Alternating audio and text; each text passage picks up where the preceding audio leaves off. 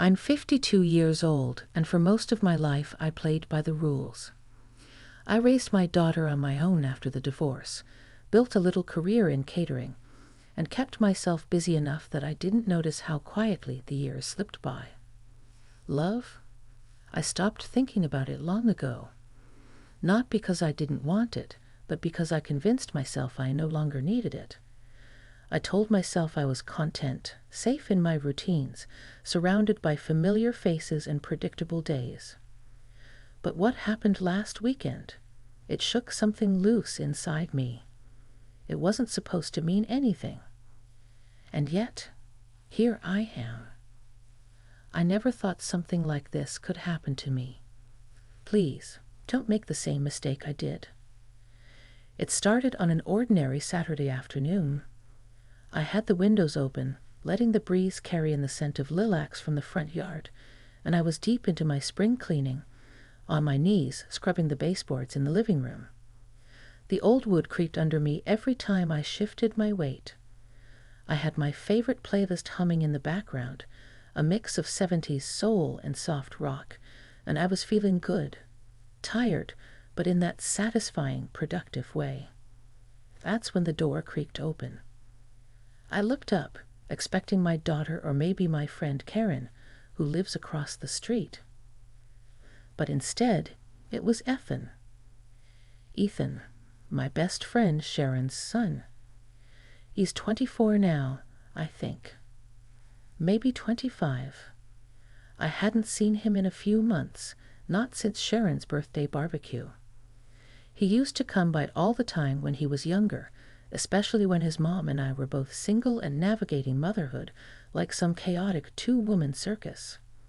He was always polite, a little shy around me, but with a quiet charm. I stood up slowly, brushing my hands on my old leggings, which were dust-smudged and stretched at the knees. "Ethan, what are you doing here, sweetheart?" He smiled that crooked little smile he's had since he was a kid. "Hey, Miss Carla. Sorry.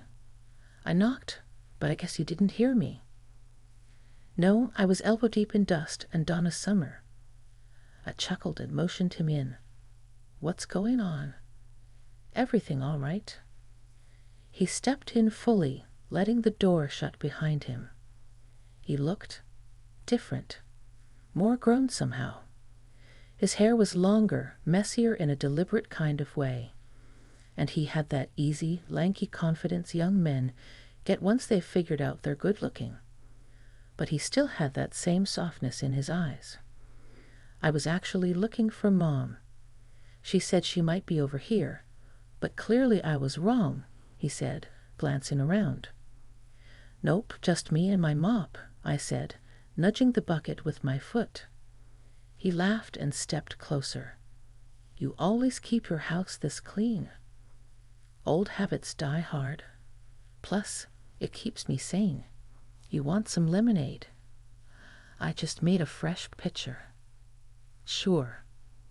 I headed into the kitchen and poured 2 glasses, the kind with the little lemon slices floating at the top, and handed one to him. We stood there in the sunlit room for a moment, sipping in silence. Then, out of nowhere, he said, "You always seemed too good for all this, you know." I blinked. "Too good for what?" He shrugged. "Just this life. This house. The quiet. Like you were meant for more, but settled because you had to." That took me by surprise. I laughed, trying to brush it off. "Well, aren't you a philosopher now?" He didn't laugh back. He just watched me, his eyes steady and open, like he was waiting for me to admit something I didn't even know I'd been hiding. "Ethan," I said gently, "I made choices. Not all of them were perfect, but they got me here. And here isn't so bad." He set down his glass. "I didn't mean to overstep." "You didn't," I said, my voice softer than I intended. "It's just strange hearing something so honest like that from you." He leaned against the counter, folding his arms. You always listened to me when I was a kid. I guess I just thought maybe you needed someone to do the same for you. I looked away then. Not because I was offended, but because something inside me twisted, something warm and painful all at once. No one had said something like that to me in years. We talked for a while longer about his job, his failed relationship, the fact that he was thinking of moving back in with his mom for a bit. I teased him about it, and he grinned like I'd handed him the world. Eventually, I walked him to the door, expecting that to be the end of it. But just as he stepped out onto the porch, he turned around and said, "Carla, do you ever wonder what it would have been like if your life had gone differently?" I stood there frozen, the screen door between us, my hand on the frame. I didn't answer, because the truth was, I hadn't wondered, not in years. But now I couldn't stop. I didn't sleep well that night. I kept replaying Ethan's question in my head. Do you ever wonder what it would have been like if your life had gone differently? It had been so casual, tossed out like a thought in passing, but it landed in me like a stone in still water, sending ripples I couldn't ignore. Sunday morning came with a gray sky and a restless breeze. I stood in the kitchen, staring at the mug of coffee warming my hands, but doing nothing for the chill in my chest. I'd built my life carefully, like a house of cards. Safe, quiet, predictable. But Ethan's words had knocked something loose. Around noon, my phone buzzed. It was a text from him. K, I forgot my jacket at your place. Mind if I swing by and grab it? I typed back a simple. Sure. I'll be here.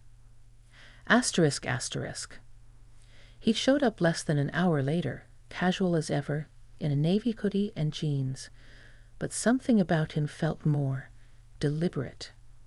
He knocked this time. I met him at the door, and we stood for a second just looking at each other, like neither of us quite knew how to act now. I think it's on the chair in the living room, I said. He stepped inside, brushing past me gently. I could smell his cologne, clean, understated, just enough to notice. He picked up the jacket, held it for a beat, then turned back to face me. "You okay?" he asked.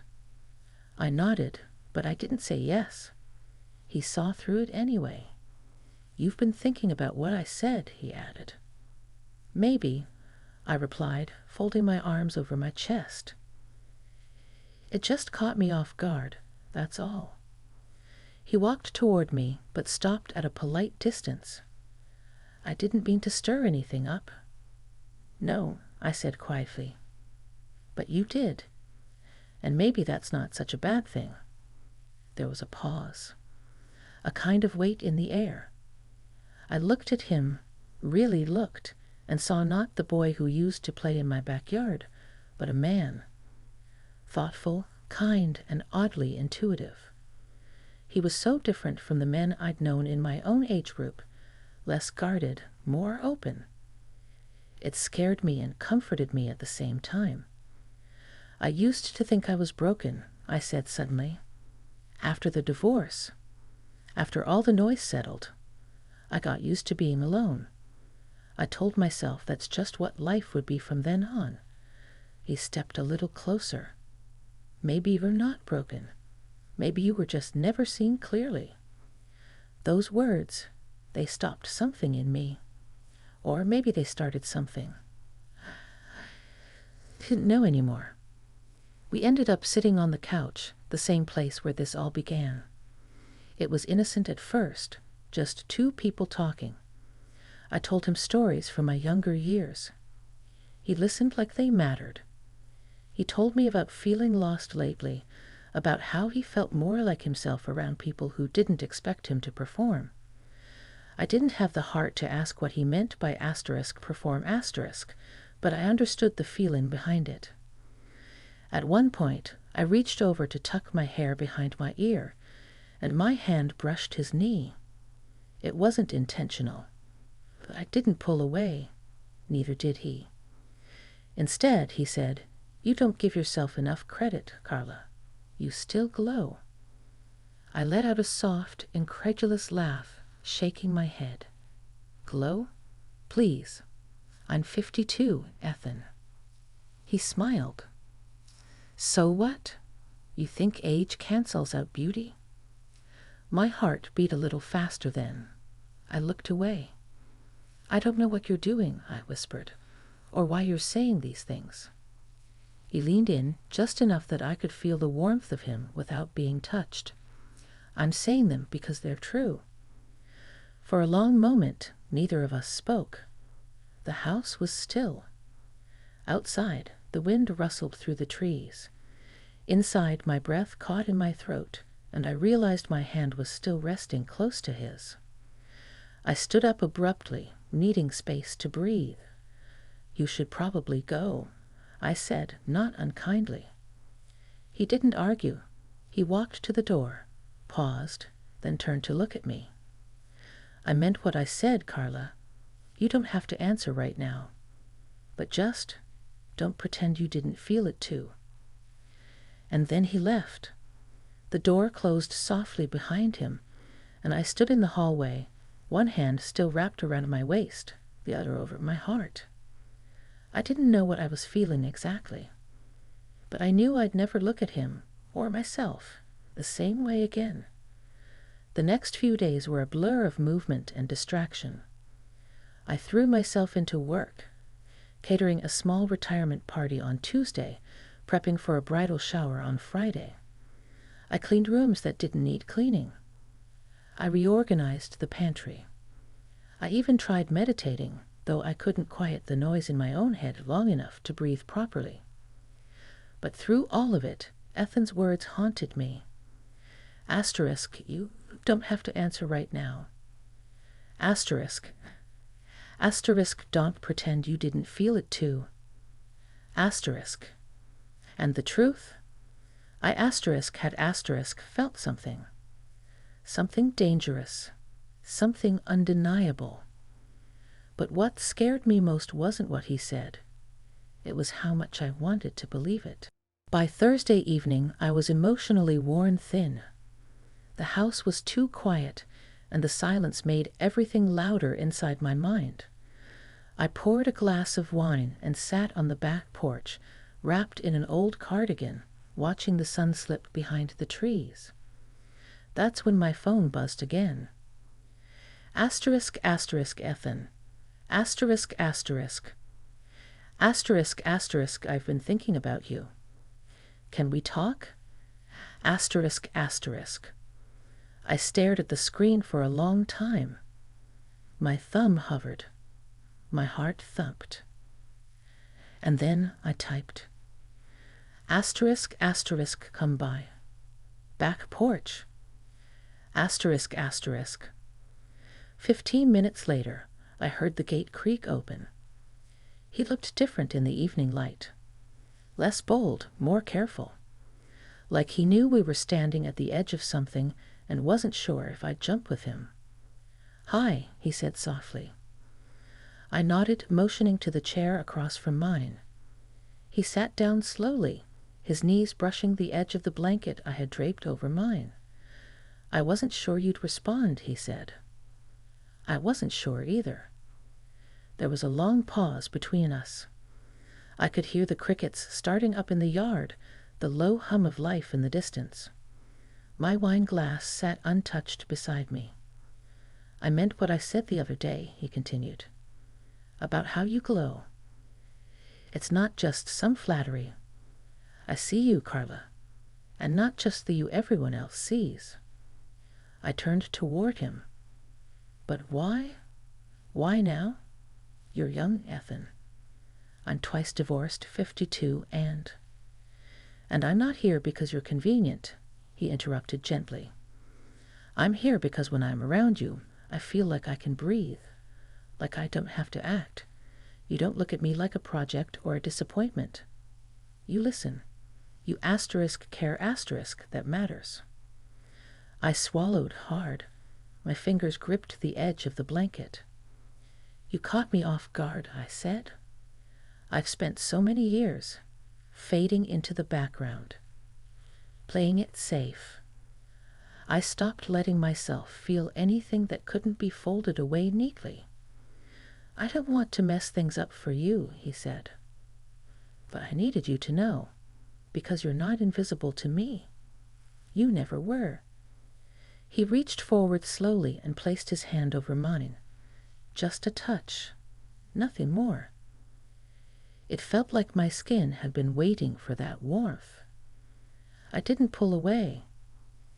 Instead, I whispered, "What are we even doing?" He leaned forward, his voice low. "We're just sitting here, talking, and maybe starting something that neither of us expected." A tear slipped down my cheek before I could stop it. I wasn't sad. I was overwhelmed by the possibility, by the attention, by the fear that maybe I didn't deserve this. "I'm scared," I admitted. He nodded. Me too. But his hand stayed on mine. We didn't kiss.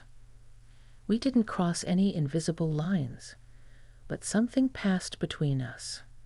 Something soft, sacred, and quietly powerful. Eventually, the porch light buzzed on, and I realized how late it had gotten. He stood, hesitated, then leaned down and kissed the top of my hand, like something out of another time. "Good night, Carla." "Good night, Ethan." And once again, I watched him walk away. Only this time, my heart didn't feel so heavy. It felt open. The following weekend, I visited Sharon. We sat at her kitchen table, drinking coffee, laughing about old stories, things from when our kids were little, when we were still piecing our lives together after our divorces. She looked tired, like most women our age do after decades of caretaking and compromise, but content. Grounded. I invited that. At one point, I almost brought up Ethan. Almost. But the words never made it past my lips.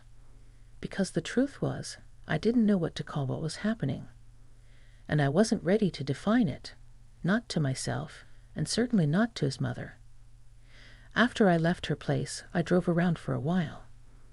Past the lake where I used to take my daughter to feed ducks. Past the street where I kissed someone for the first time in high school. Past all the markers of a life I had built with care, even if it didn't always feel full. When I finally pulled into my driveway, I saw Ethan sitting on my front steps. He stood as I got out of the car, looking uncertain for the first time. "I didn't want to text," he said. "Didn't want to assume." I smiled gently. "You didn't have to." We sat inside this time, on the couch again, the same one where this all began, but the energy between us had shifted. Not more intense, not even romantic, just more honest. "I told my mom I might move to Portland," he said. "Oh, for work, maybe school, but also just to figure things out." I nodded slowly. "That sounds like something you need." "I think so." There was a pause, and then he turned to me. "But before I go, I needed to see you again, because what happened between us, it wasn't nothing. And I didn't want to leave without acknowledging that." I looked down at my hands. They were older now, softer, a little wrinkled from years of dishwater and work, but they still held so much. "I felt it too," I said quietly.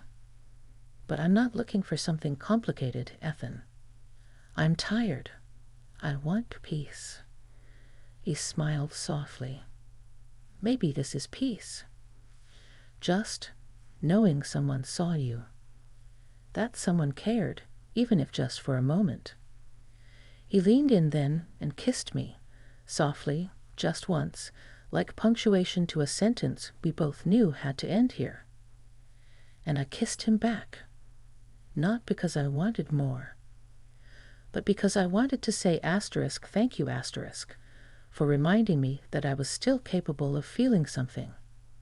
We didn't make promises. We didn't pretend this would become anything more. He left that evening, and I stood by the window for a long time after he drove off, watching the quiet street, the pale light of dusk settling in. I thought about all the years I'd spent trying to be invisible, how I wore my solitude like a shield. But now someone had seen me, and more importantly, I had let myself seen. Maybe that was the real story. Not about Ethan, but about me. About waking up again. About realizing that life still had little surprises tucked in its corners, even for a woman in her 50s. Especially for a woman in her 50s. And as I turned off the porch light and headed upstairs, I smiled to myself. I wasn't done yet.